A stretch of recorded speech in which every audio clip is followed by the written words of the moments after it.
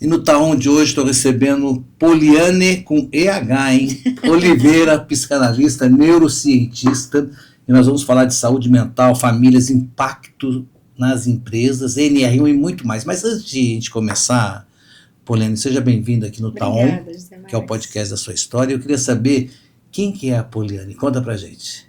Bom, eu gosto da minha primeira definição. Eu sou esposa do Jefferson, sou mãe de 3 filhos. Eu sou amada e apaixonada por Deus. Eu tenho uma trajetória, Zé, que eu comecei muito cedo. É? Então, desde os meus 18 anos... Você começou muito cedo, mas você é novinha? Ué. Como começou muito cedo? Olha, com 18 anos, eu comecei a minha trajetória de sendo mãe.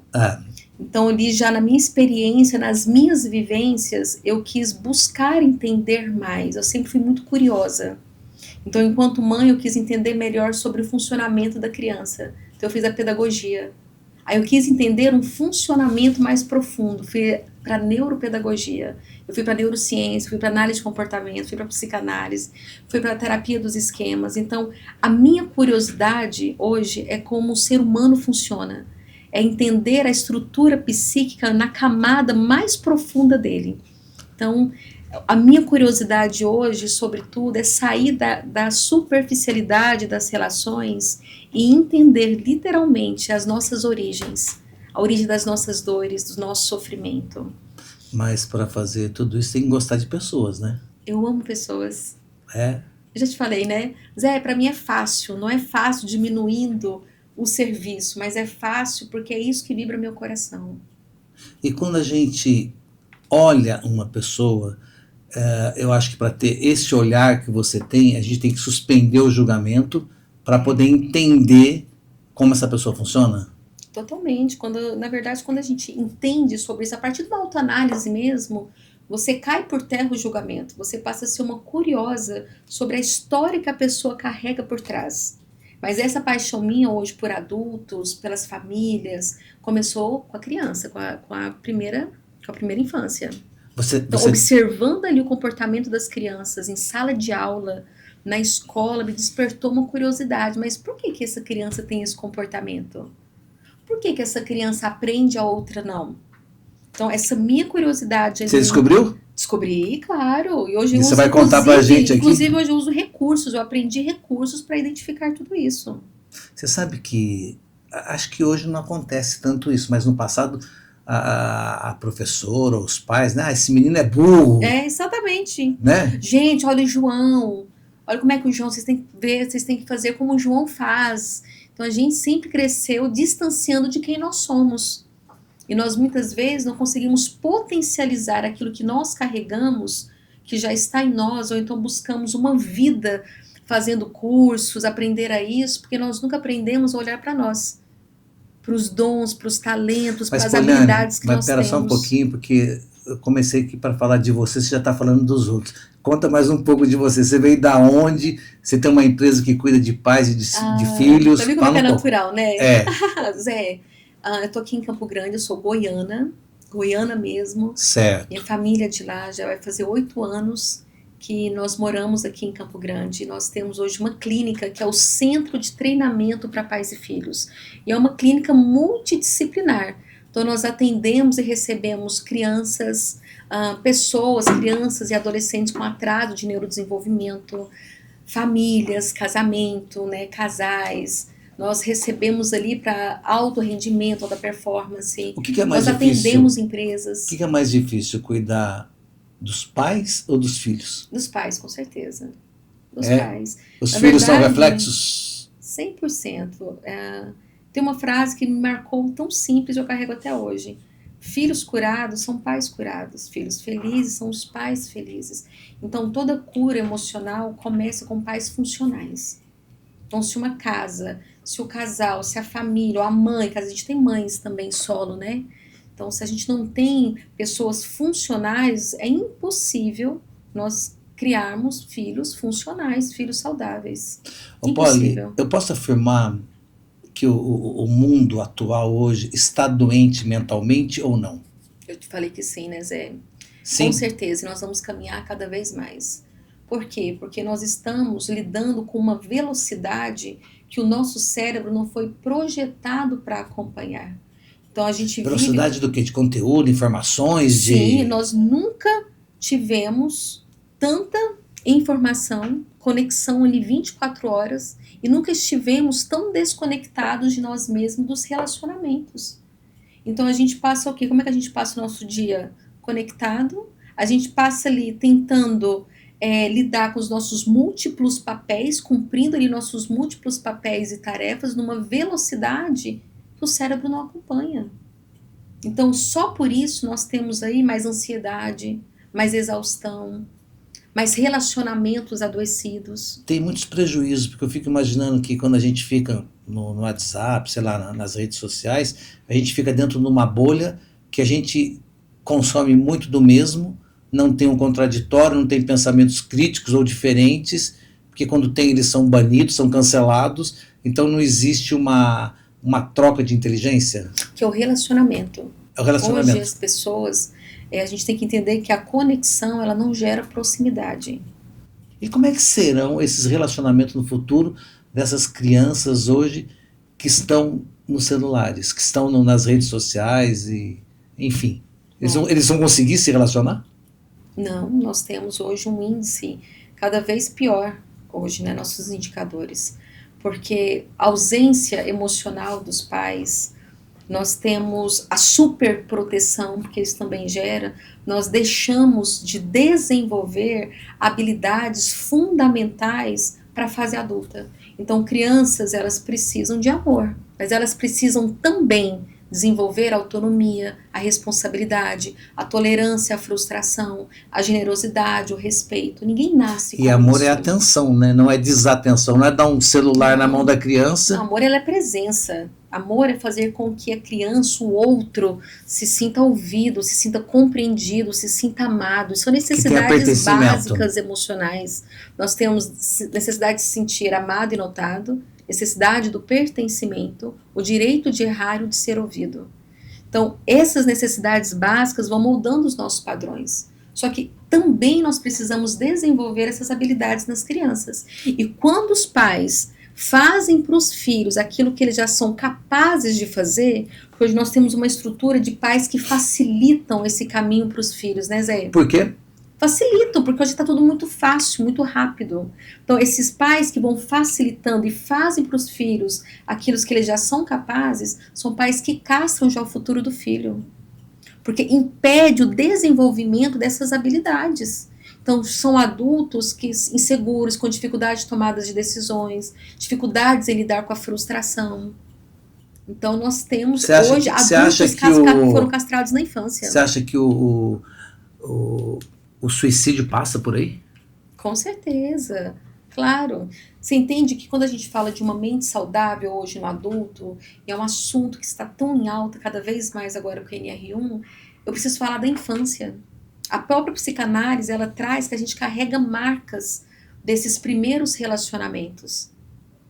Então, quando a gente fala de saúde mental, eu preciso entender dessas feridas antigas que não foram tratadas e que moldam comportamentos, escolhas profissionais, os relacionamentos. Bacana, você falou em NR1 e um motivo do convite de você vir aqui é para falar sobre a saúde mental nas empresas. E eu até perguntei outro dia para você aonde começa, né, os problemas mentais, se é que eu posso chamar assim, né, se começa em casa e termina na empresa, se começa na empresa e termina em casa, como é que é isso? O prejuízo vai dar lá na empresa, dá em casa também, para a pessoa, mas vamos falar no caso da empresa, como é que ele pode ver isso?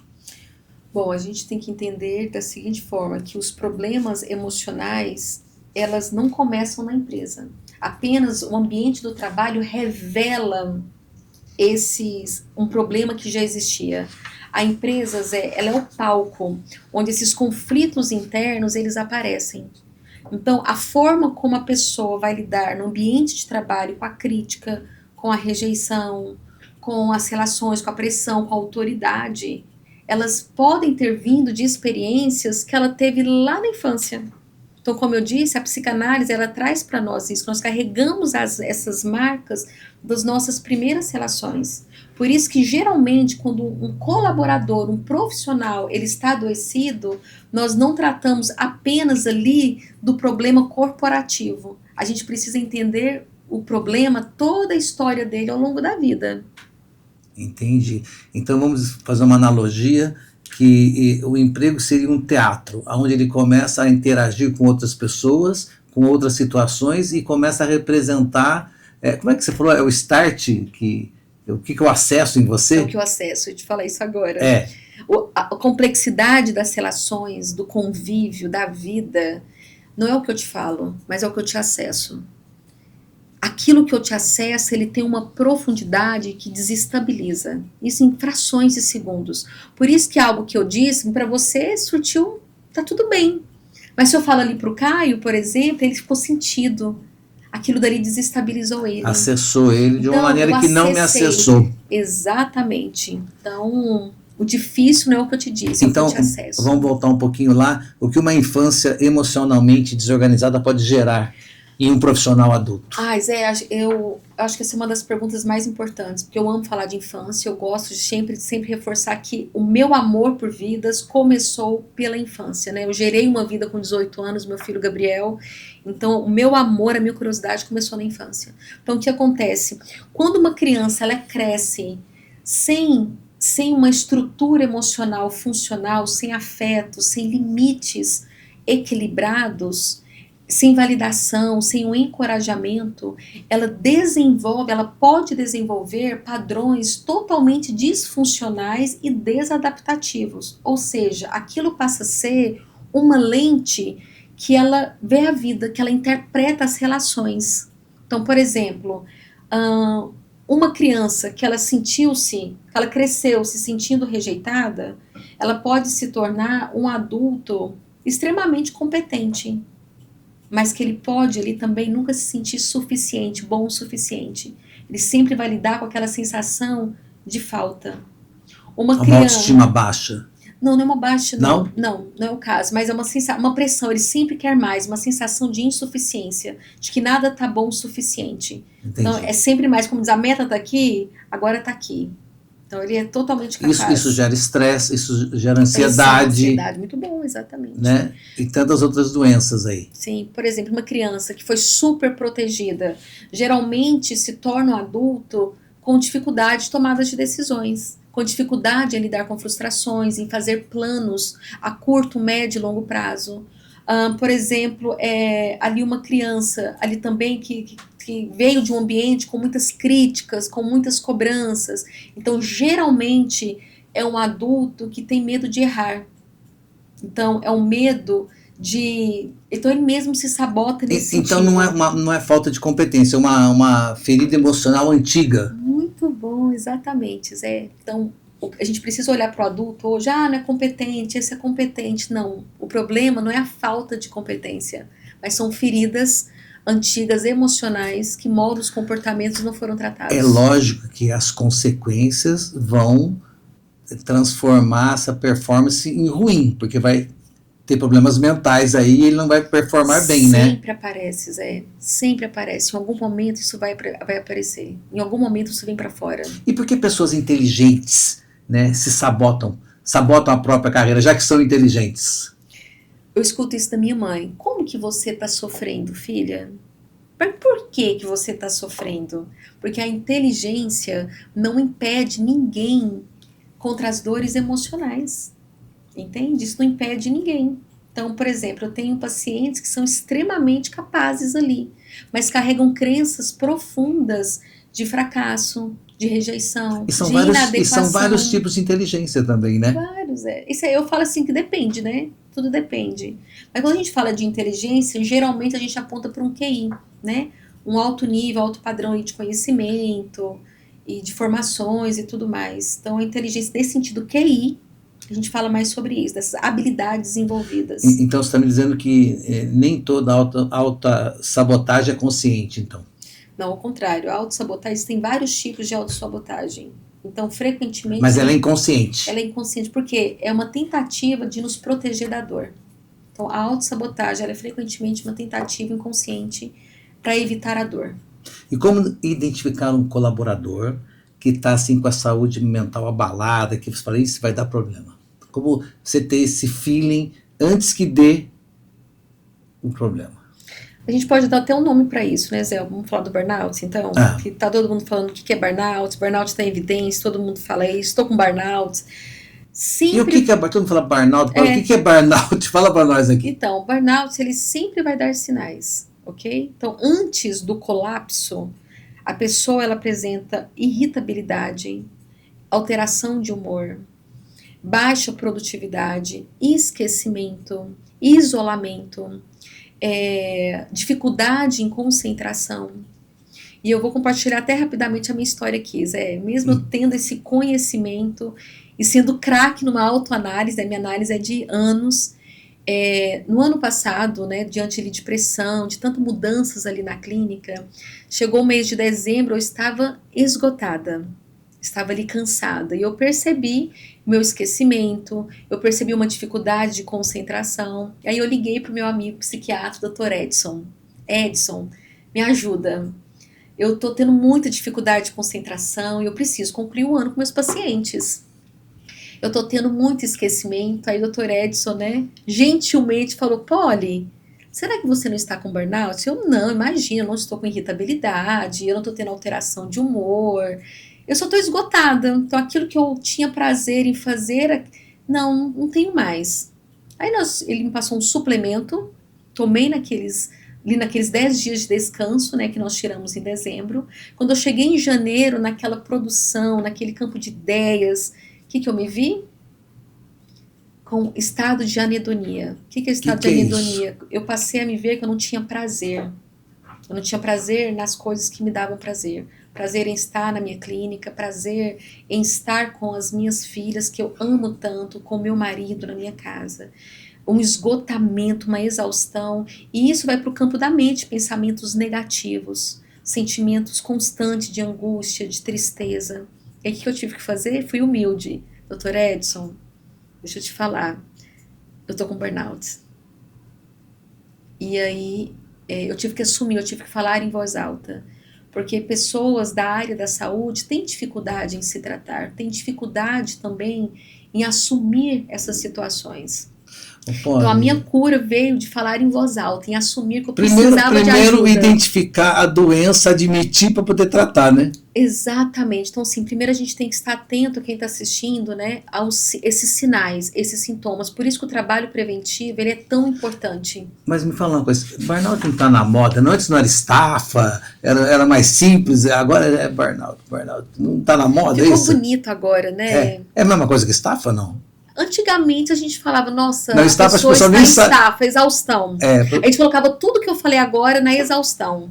E agora a gente percebe que a exaustão é uma série de outros sintomas, que é esses que eu relatei agora para você.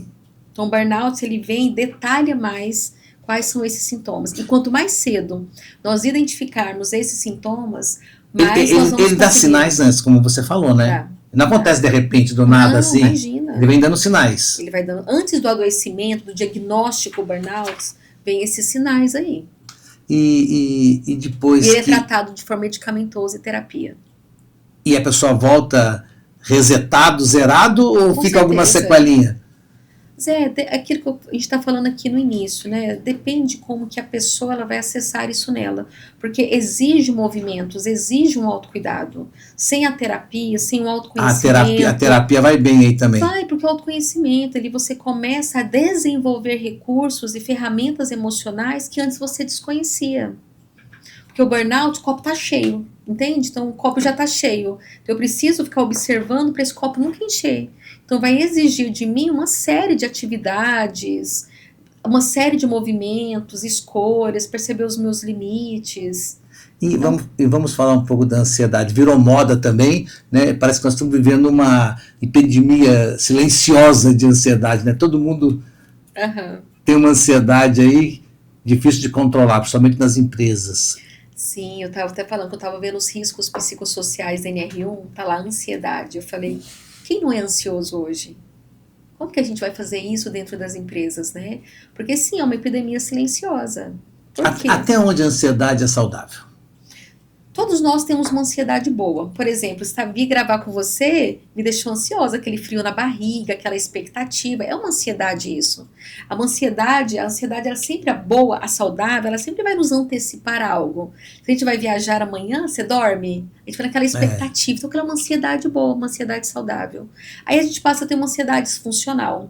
Ansiedade disfuncional, eu já passo a ver assim, meu coração mais acelerado. Aquilo ali começa a mudar meus comportamentos, pensamentos acelerados. Começa a te atrapalhar. Eu percebo que os meus pensamentos já não estão ali no presente, já estão no futuro, naquilo que eu não tenho controle, né? Então ele passa a desenvolver uma crise quando não é tratada ali, então vai escalonando ali, a ansiedade ela sempre vai indo. Entendi. E a ansiedade, Zé, a gente fala da ansiedade e ela sim, ela faz parte do nosso dia a dia também, porque como a gente estava conversando aqui no início, nós estamos conectados o tempo todo.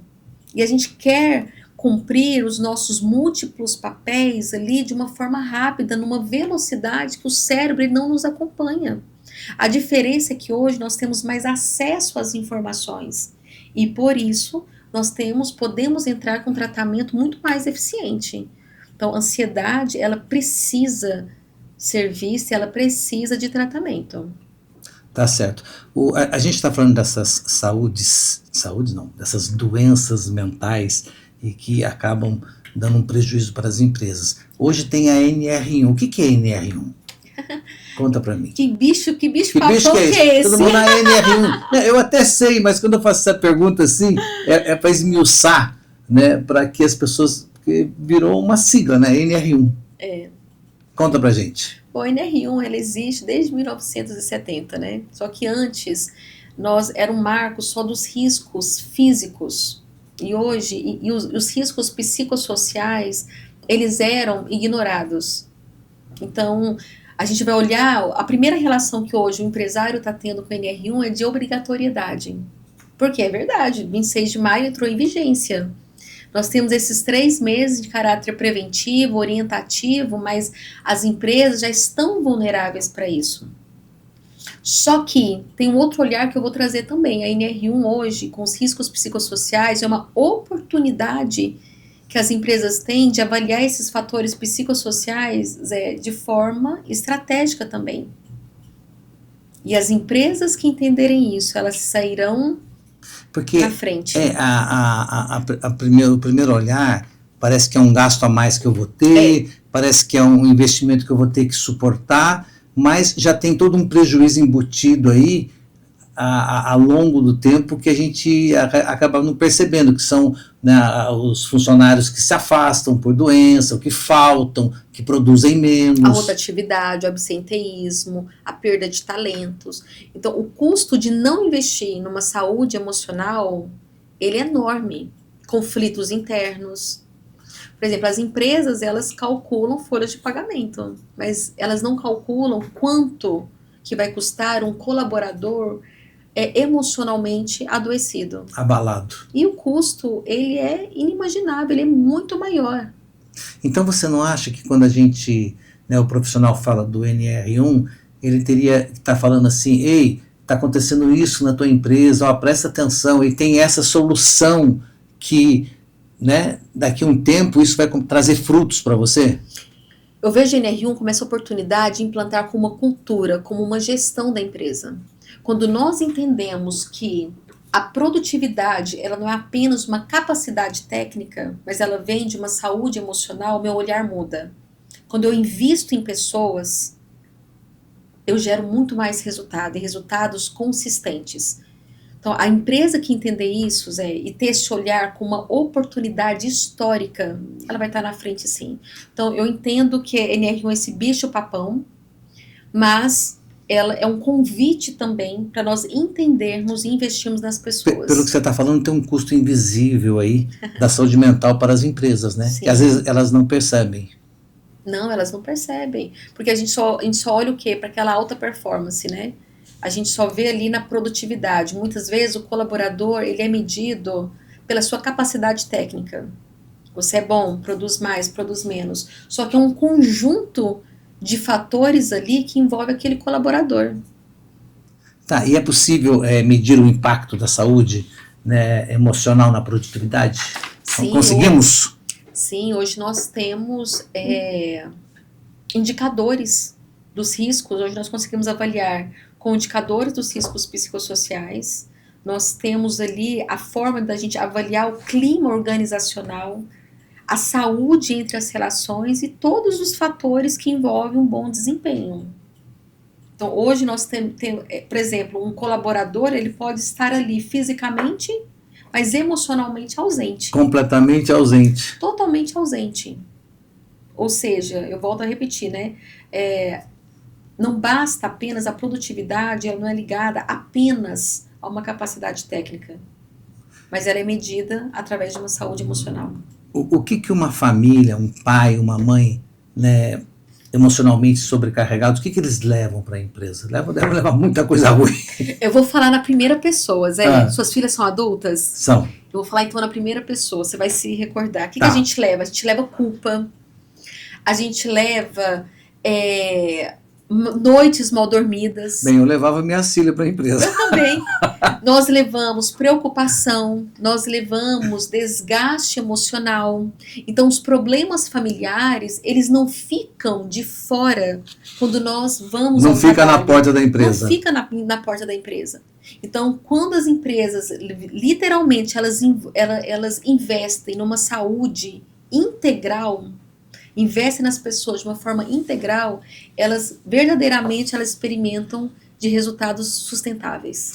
Olha, quando uma empresa não tem um olhar profissional que nem você presta para as empresas, né, o que elas mais podem errar para cuidar da equipe? O que os líderes podem errar?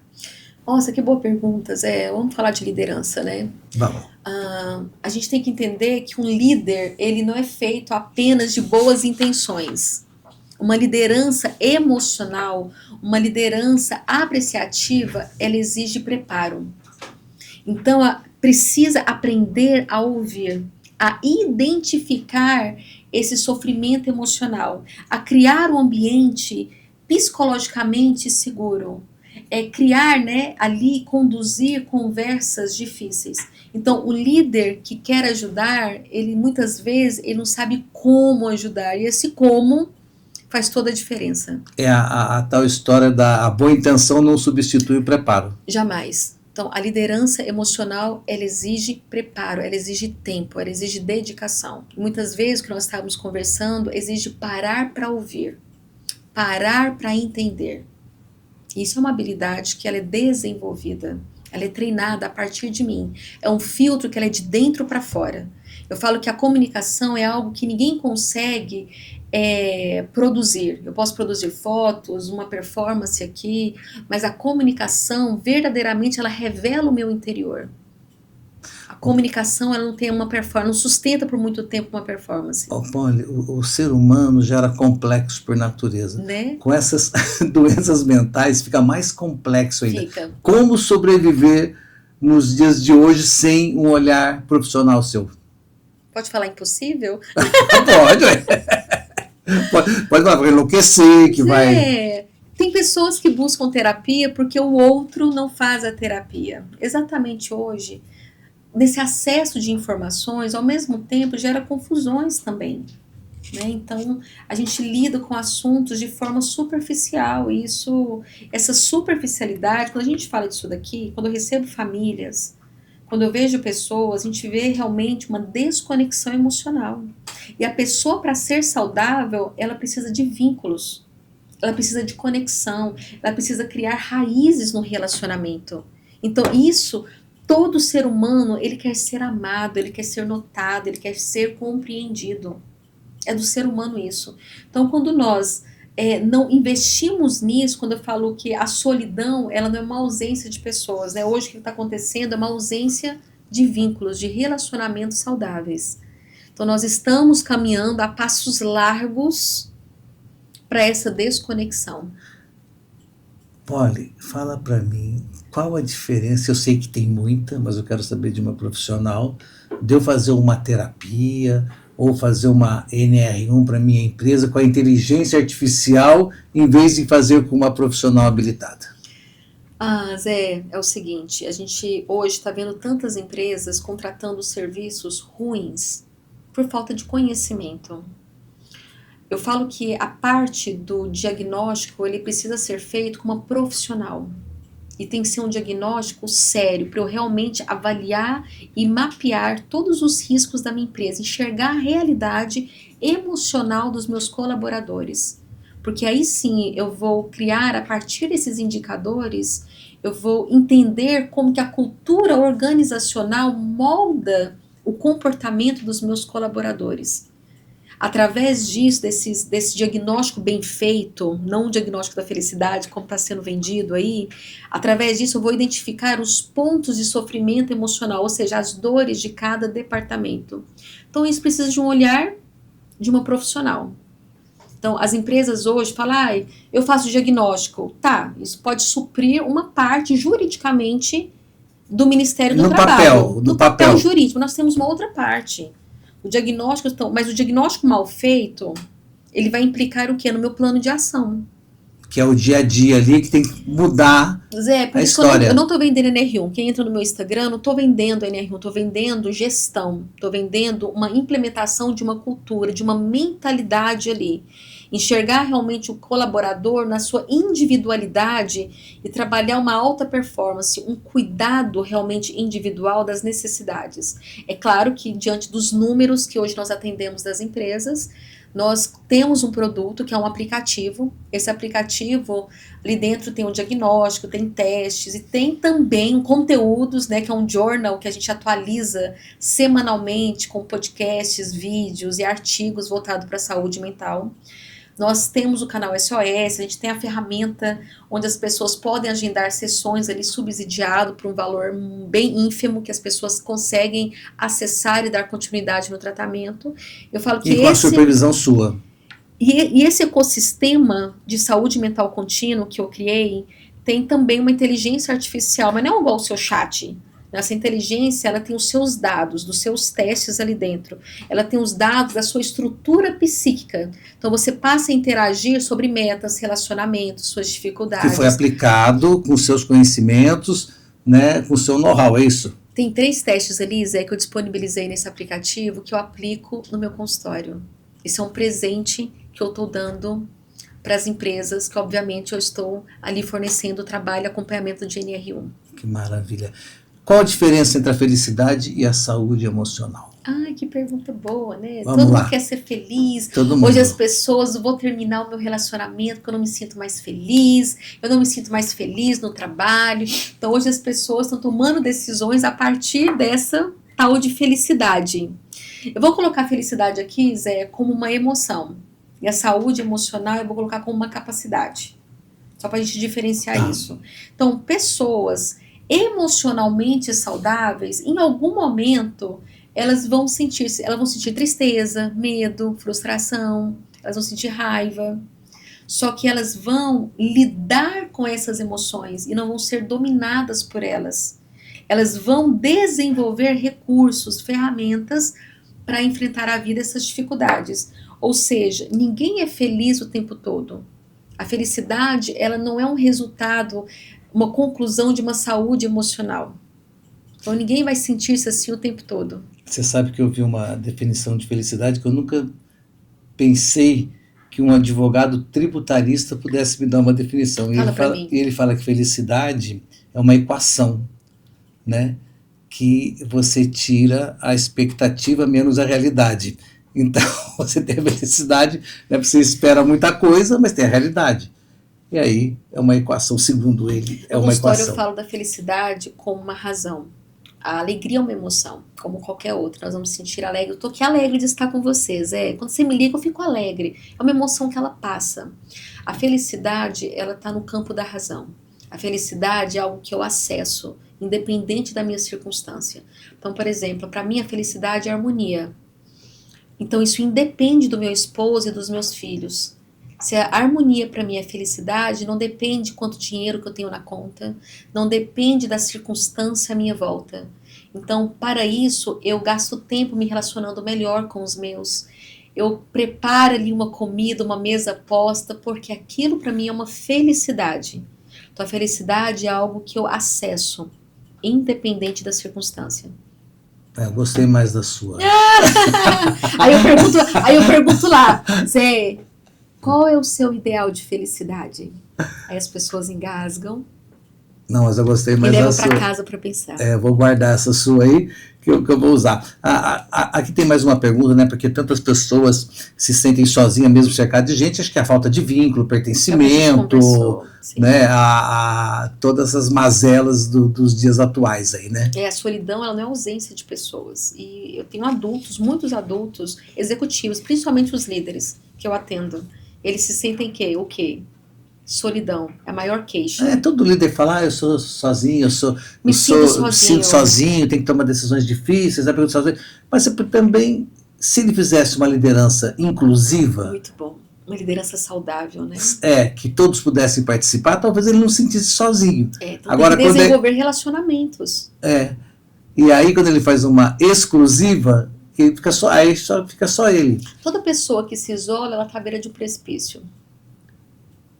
Estou lendo aqui, estamos hiperconectados digitalmente e desconectados emocionalmente. Exatamente. E nós precisamos o quê? De vínculos. Pessoas funcionais, pessoas saudáveis, mas elas precisam de vínculos. Quando você fala criar vínculos, criar conexão, Sim. Tudo isso gera energia, tempo, paciência, empatia, e sei lá, vou ficar falando 1 milhão de coisas aqui. Quando eu fico conectado nas minhas redes, e se a pessoa fala o que eu não quero ouvir, ou me enchi de falar com a pessoa, eu desligo, ok, não preciso suportar aquela pessoa. E aí, com certeza, eu não vou fazer conexão, né? É mais fácil. Sim. A curto prazo, mas a longo prazo... Ela é altamente prejudicial. É um preço muito alto a ser pago. As crianças hoje, né, estão hiperconectadas. São crianças que nascem, ficam ali o tempo todo ali com o celular. Chega na adolescência, aí os pais vêm. Mas ele não era assim, mas ele era quieto. E são adolescentes isolados, adolescentes conectados, desconectados dos vínculos familiares, sem a perspectiva de futuro, de propósito. Então, as relações, elas precisam ser alimentadas. Como, Polly? Como você perguntou aqui, né? Exige tempo. Ela exige principalmente intencionalidade. Quando eu entendo que eu preciso dessas relações para eu ser saudável, quando eu entendo que para os meus filhos serem saudáveis, eles precisam também desse vínculo. Ter pais saudáveis também? Eu passo a ser intencional com a Emanuele, com o Gabriel, com a Isabela. Então, hoje eu falo, tá todo no braço, intencionalidade. Nós precisamos ser intencionais uns com os outros.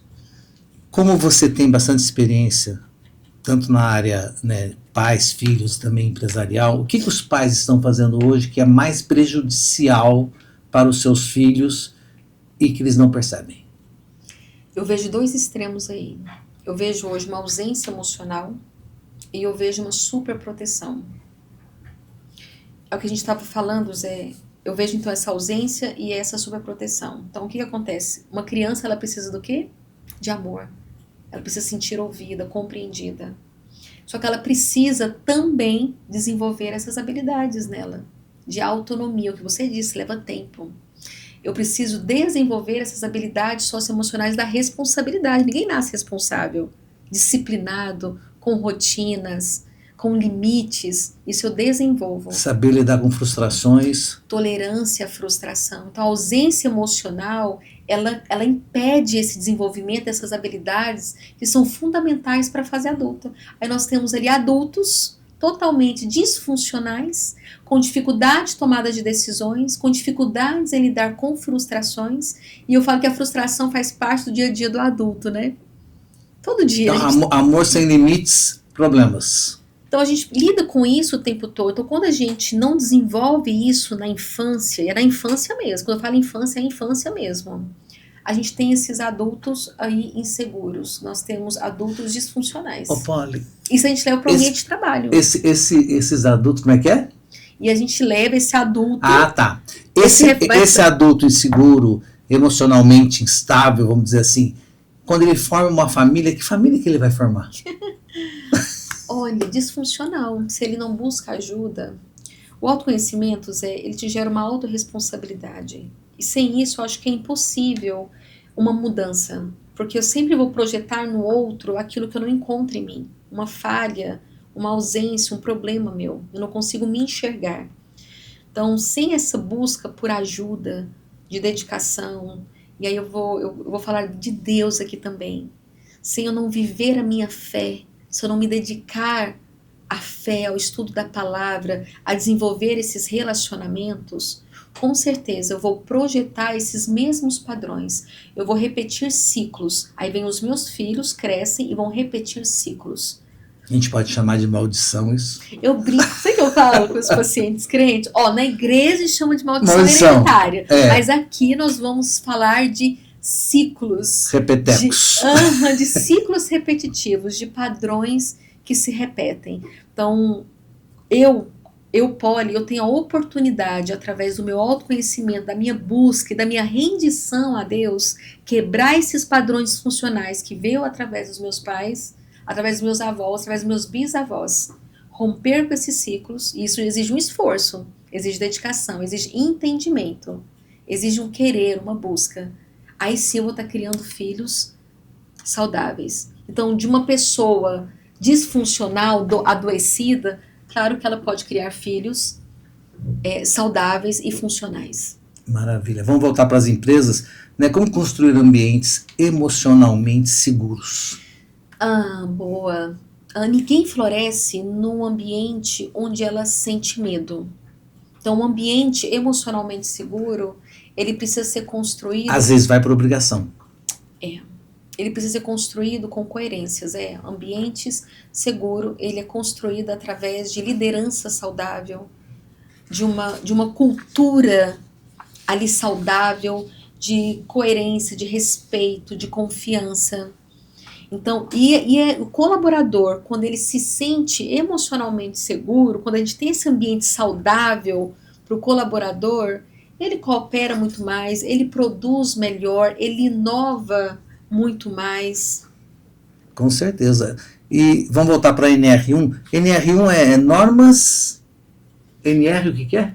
São normas regulamentadoras. Regulamentadoras. De diretrizes da segurança e saúde do trabalho. Nós já falamos, né, mas vamos voltar, que ela pode ser vista como obrigação ou uma oportunidade. Na sua cabeça é uma grande oportunidade, né? Agora, a primeira relação que nós teremos com o NR1 é de obrigatoriedade. Está todo mundo correndo e contratando, né, serviços aí ruins, tentando resolver apenas com treinamentos, com palestras, e não é nada disso. É uma ponta do iceberg isso daí. Então, o meu convite para os empresários, para os meus clientes, é olhar isso como uma oportunidade histórica. E eu volto a repetir, as empresas que entenderem isso, elas sairão na frente. Porque quem investe em pessoas, o resultado ele acompanha. É um exponencial. Se você fosse contratada hoje para atuar numa empresa, por onde você começaria? O que eu faço? Ouvir. Eu começaria ouvindo, porque eu acredito que mudar processos, ele parte de uma avaliação de pessoas, das relações, da cultura. Eu buscaria ali mapear todos os... É o que eu tenho feito, Zé. Mapear todos os riscos psicossociais. Eu identificaria, como eu tive ontem a oportunidade de sentar com vários chefes de vários departamentos, entender a dor de cada departamento, identificar o sofrimento emocional, entender a cultura organizacional e como que isso molda aquele ambiente emocional, comportamental. Porque os indicadores, eles é apenas a ponta do iceberg. Então, o que a gente tem que fazer é olhar por detrás desses números. Aí acontece a verdadeira transformação. E quanto tempo depois que você começa a atuar com a tua empresa, que a gente começa a ver resultados? Tem uma ideia? Olha, na minha projeção de como que eu tenho feito, primeiro eu disparo esse diagnóstico. Esse diagnóstico, eu consigo mapear de verdade os riscos psicossociais, a exaustão, a ansiedade, os conflitos internos. Então, nesse diagnóstico que eu aplico ali, ele é muito importante, como eu disse, porque é ali que eu vou ter a clareza desse mapeamento dos riscos da empresa e ali eu vou criar um plano de ação. Aí a gente tem outro SST, aí a gente joga essa bola aí para as empresas que vão lançar no PGR, que é o técnico de segurança, o engenheiro de segurança, a medicina do trabalho faz isso. Aí volta para mim. Aí é um trabalho contínuo. É um trabalho de perto. São 4 etapas? Vamos falar que são 3 etapas principais. A parte do diagnóstico, a gente tem a parte do PGR e a gente tem a parte que eu considero importante, porque é aqui que deixa a empresa vulnerável. A gente tem que entender, enquanto empresário, gente, que a gente não é só o PGR. Essa é a primeira parte. A gente precisa guardar a empresa dos direitos trabalhistas. Porque se aquele funcionário, aquele colaborador sair, o que vai acontecer? Você teve algum psicólogo, alguém que te acompanhou lá dentro? Ele pode me acusar que eu fui o causador? Totalmente. Aí, de onde que eu não sabia disso? Lá no diagnóstico que não foi bem feito. Eu preciso ter isso. Aquela depressão, como que lá no direito trabalhista você vai comprovar que aquela depressão, aquela ansiedade não foi do trabalho? Como nós conversamos aqui, nós entendemos que o trabalho só revela. Como nós conversamos aqui, a empresa revela, acelera, ela é esse palco, mas aquilo que está aí dentro. Dentro de cada um. Dentro de cada um ali. Mas como que você vai comprovar se lá no diagnóstico, lá no inventário, lá no plano de ação não constou isso? E é isso que a fiscalização ela quer saber. Então você está me dizendo aqui que a saúde mental deixou de ser um tema do RH, que não é mais RH, agora é Departamento de Pessoas e Cultura, exatamente, né? E virou um tema estratégico para o negócio. O meu olhar é isso. O meu olhar que a gente pode olhar todos esses fatores psicossociais como uma estratégia dentro da empresa. A gente tem que entender, mais uma vez, que as pessoas elas não são feitas apenas de uma capacidade técnica, elas não são feitas apenas das suas habilidades. É a saúde emocional que sustenta aquilo que ela faz. Você sabe que antes de a gente vir para cá, para a gente fazer esse podcast, eu estava lendo sobre esse assunto e eu vi que a seleção brasileira está investindo muito. Nas últimas 2 Copas ela não investiu em saúde mental, com esse olhar mais para os atletas, para deixar eles bem de cabeça, para ter uma performance melhor. Eles estão usando muito disso. Então, se até na seleção brasileira, né, usa... Sim, eles têm uma equipe gigante de psicólogos lá dentro. E assim, com espaço para o cara ler, com espaço verde, com espaço assim, tem N situações, e isso também ter nas empresas é um bom negócio, então.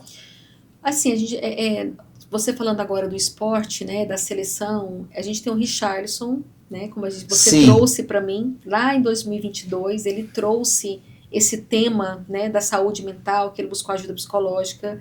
A gente tem aí nosso craque, o Neymar, que ele sempre traz essa questão da pressão e da crítica constante que ele sofre no cenário mundial, que você me disse, né? A gente tem a Simone Biles, né, que ela normalizou e trouxe com tanta facilidade o assunto de saúde mental, do rendimento, da exaustão. Então, hoje, essa equipe de psicólogos, elas são preparadas para lidar com a ansiedade, com a resiliência, com após a derrota, porque isso tudo está na mente. Por mais que o profissional ele cuida ali da lesão, o acompanhamento emocional ele é tão importante quanto o físico. Que maravilha. Pode estar caminhando para o final. O que eu queria que você deixasse algumas palavras aí para quem está nos assistindo aí, que possa contribuir para a saúde mental de nós, né? Zé, obrigada pelo convite de estar aqui. É uma honra poder falar desse assunto, é uma honra estar com você aqui. Nós falamos aqui da raiz do problema. Eu achei muito interessante a forma como você explorou esse assunto. Nós poderíamos ter sentado aqui e discorrer apenas sobre o QNR1, sobre a lei. Mas nós fomos além, você foi além com as suas perguntas. A gente foi lá para a origem dos problemas. Nós trouxemos aqui um olhar para a saúde emocional de uma forma integral. De onde ela começa? Qual que é o impacto disso? Então a gente sempre vai entender que começa lá atrás, geralmente lá nas vivências, experiências das primeiras relações da infância. Então esse olhar que você trouxe hoje é uma oportunidade para quem está nos assistindo identificar, porque isso impacta diretamente nas suas escolhas profissionais, impacta nas suas relações, impacta exatamente naquele sentimento de inadequação, de fracasso, de não ser competente. Então, a gente falou até chegar na NR1. Então, falar da NR1 é entender tudo que está por trás. Entender que nós somos feitos, que as emoções são partes de quem nós somos. Não tem como eu ignorar e deixar para fora a minha saúde emocional. Porque isso molda a minha tríade cognitiva. Então, as minhas emoções, ela molda como eu penso, como eu me sinto, as minhas reações. Então, não tem como, é impossível deixar isso da porta da empresa para fora. Então, entender que os resultados, ele vem desse ambiente que eu gero, entender que é uma oportunidade, sim, de eu gerar esse ambiente mais saudável, investir nisso, vai gerar um custo. Mas, com certeza, o resultado, ele será superior, muito superior. E tem um detalhe aí, que nós falamos muito de colaboradores, sim, mas também serve para os empreendedores e empresários que estão, né, na ponta, são os proprietários que também sofrem disso, né? É o que a gente está dizendo aqui, né? Não adianta ter boa intenção. Quando o colaborador ele parar lá num processo, num direito trabalhista, o juiz não vai olhar que você teve uma boa intenção. O juiz... Você tem que estar preparado também. Ele vai querer o documento. Cadê o registro disso? O que você fez para esse funcionário?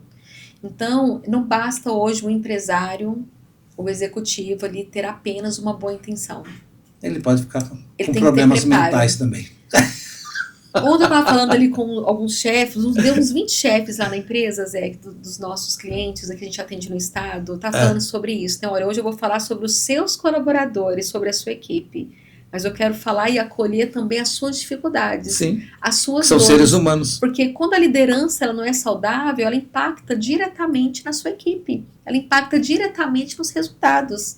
Então, o líder ele precisa ser saudável também para ter uma equipe, um ambiente saudável. Eu libero o que está em mim. Quando eu chego na minha clínica, Zé, eu libero o que está em mim. Então, se eu não estou bem, aquela exaustão que eu comentei no início do ano, aqueles pensamentos que eu fui tomada, aquele sentimento de angústia, aquele estado de anedonia, influenciou diretamente o meu ambiente da clínica, as minhas relações ali, as relações interpessoais ali. Então, líderes adoecidos, líderes que não são saudáveis, que não param para ver que o copo está enchendo, influencia diretamente no resultado. Poli, obrigado. E eu vou deixar um recado para você. Escolha bem para quem vai cuidar da sua saúde mental. Isso é uma dica boa. É verdade, olha. Eu sei que está tendo muita oferta aí no mercado, NR1, diagnóstico. Não, você tem a oportunidade de sentar e avaliar tudo que está diante de você, buscar esse conhecimento, porque o conhecimento é libertador, né, Zé? Sim. E você poder aplicar realmente um serviço de qualidade, num olhar de gestão, de cultura, fazer parte da cultura organizacional a partir de hoje. Maravilha, obrigado. Obrigada, Zé.